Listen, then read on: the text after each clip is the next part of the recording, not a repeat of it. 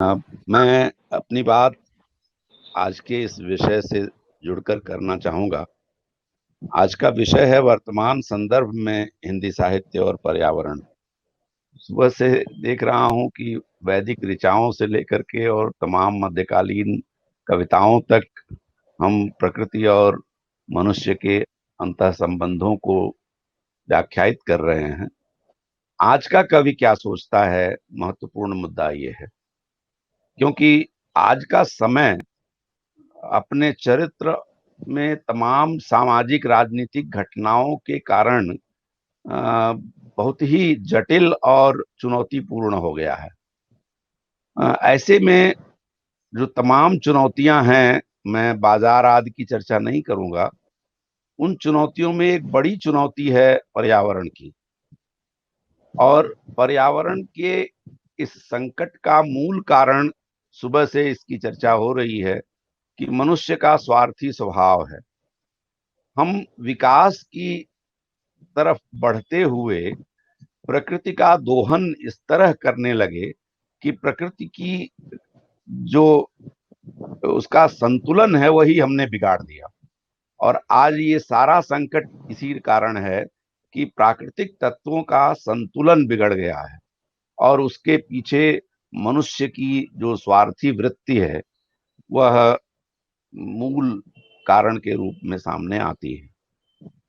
मैं पर्यावरणीय संकट के भयावहता की बात शुरू कर रहा हूं तो रामदर्श मिश्र जी की एक कविता से करूं, जहां वो कहते हैं कि उसने सोने चांदी के पहाड़ पर बारूद के पेड़ लगाए हैं। उसने सोने चांदी के पहाड़ पर बारूद के पेड़ लगाए हैं, जिनकी विषाक्त सांसों से झुलस गई हैं हवाएं, ऐंठ गई हैं वनस्पतियां, टूट गए हैं चिड़ियों के पंख, तेजाब से खलबला रहा है नदियों का पानी, जल गए हैं मौसमों के रंग, और वे एक दूसरे में समा गए हैं, और आदमी एक प्यासा शोर बनकर रह गया है। ये आदमी का प्यासा शोर बनना वास्तव में उन तमाम असंतुलनों के बीच आदमी की छटपटाहट है जो आज वह अनुभव कर रहा है। लेकिन अगर हम इसके पीछे गहराई में सोचकर देखें तो आदमी की छटपटाहट बहुत बार दिखावटी बनकर के रह गई है। क्योंकि सुबह इस बात की चर्चा हुई कि वे बड़ी साम्राज्यवादी शक्तियां जो पर्यावरण के संकट का बड़ा बड़ा शोर कर रही हैं, उपाध्याय जी ने इस बात की चर्चा की थी, वे ही वास्तव में उसके मूल में कारण हैं। तो ये जो स्वार्थी वृत्ति है हमारी, वो प्रकृति के स्वभाव से बिल्कुल विपरीत है। क्योंकि प्रकृति कभी भी अ, स्वार्थी नहीं होती, वो परोपकारी होती है। इसलिए उस मनुष्य की जो मंशा है, उसकी जो चाहते हैं, उसके पीछे कभी अपना संकेत करता है। मदन कश्यप की एक कविता का उल्लेख करना चाहूंगा कि वे पेड़ों को काटना नहीं चाहते, उनका हरापन चूस लेना चाहते हैं। वे पहाड़ों को रौंदना नहीं चाहते, उनकी दृढ़ता निचोड़ लेना चाहते हैं। वे नदियों को पाटना नहीं चाहते, उनके प्रवाह रोक देना चाहते हैं। अगर पूरी हो गई उनकी चाहतें तो जाने कैसी लगेगी दुनिया। आज का कवि इस दुनिया के उस बदरूप की कल्पना करके विचलित होता है जो विकास के नाम पर हो रही है।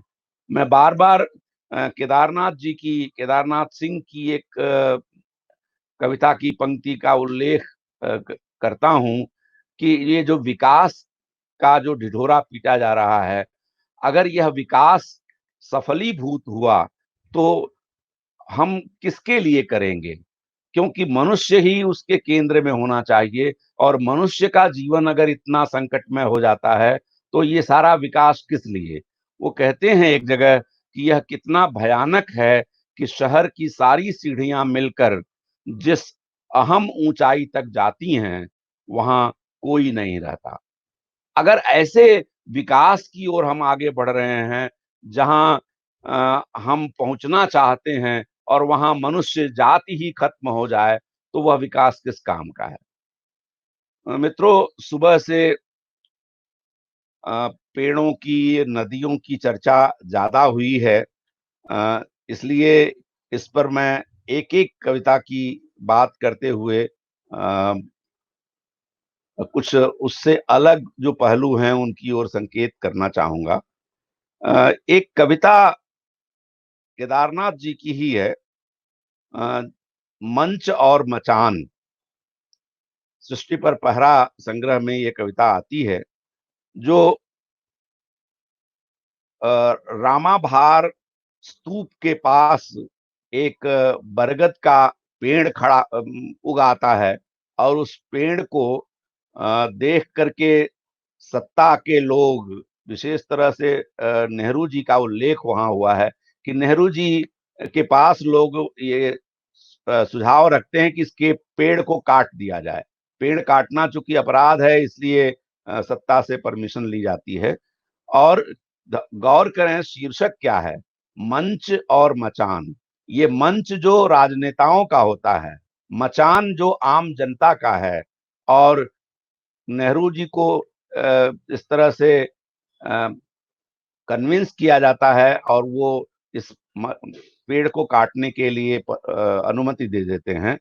उस पेड़ के ऊपर एक चीना बाबा नाम का व्यक्ति है, वो वहां मचान की तरह से रहता है और वो उस पेड़ के काटे जाने का विरोध करता है।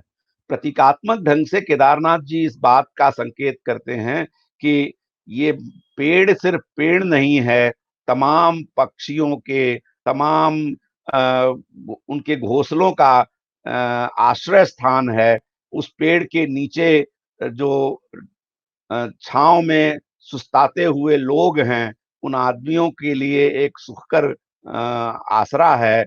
अगर इनको काटा गया तो ये एक बड़ी विडंबना होगी, लेकिन सत्ता के सामने उनकी एक नहीं चलती और वो पेड़ काट दिया जाता है।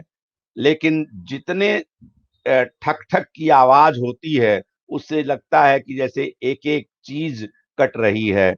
बड़ी सावधानी से कहते हैं कि जाने कितनी चहचह, कितने पंख, कितने खोते दबते जा रहे थे हर ठक के नीचे। चलता रहा वह विकट संगीत जाने कितनी देर तक, कि अचानक जड़ों के भीतर एक कड़क सी हुई और लोगों ने देखा कि चीख न पुकार, बस झूमता झामता एक शाहाना अंदाज में अररा कर गिर पड़ा समूचा बरगद।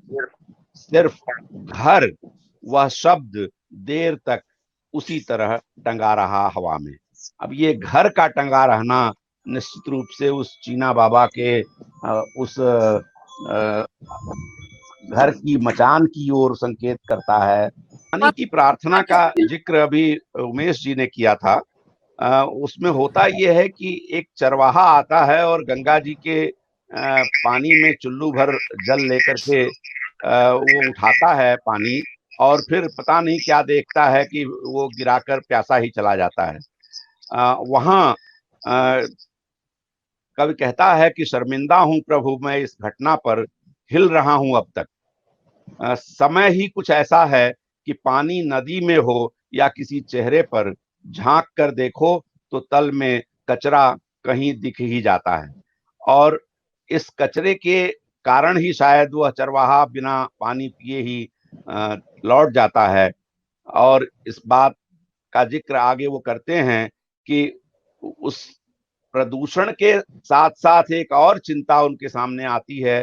वो कहते हैं कि चिंता की कोई बात नहीं, यह बाजारों का समय है और वहां किसी रहस्यमय स्रोत से मैं हमेशा मौजूद हूं। और इस तरह से बाजार में जो पानी का एक व्यवसाय चल रहा है, उसकी ओर संकेत है। ज्ञानेंद्र पति जी की एक बड़ी मार्मिक कविता है नदी और साबुन, लेकिन मैं उसका जिक्र न करते हुए प्रेम शंकर शुक्ल का पानी का मतलब नाम की एक कविता का कुछ अंश यहाँ रखना चाहूंगा कि पानी का मतलब क्या है। दुनिया को मतलब देना है।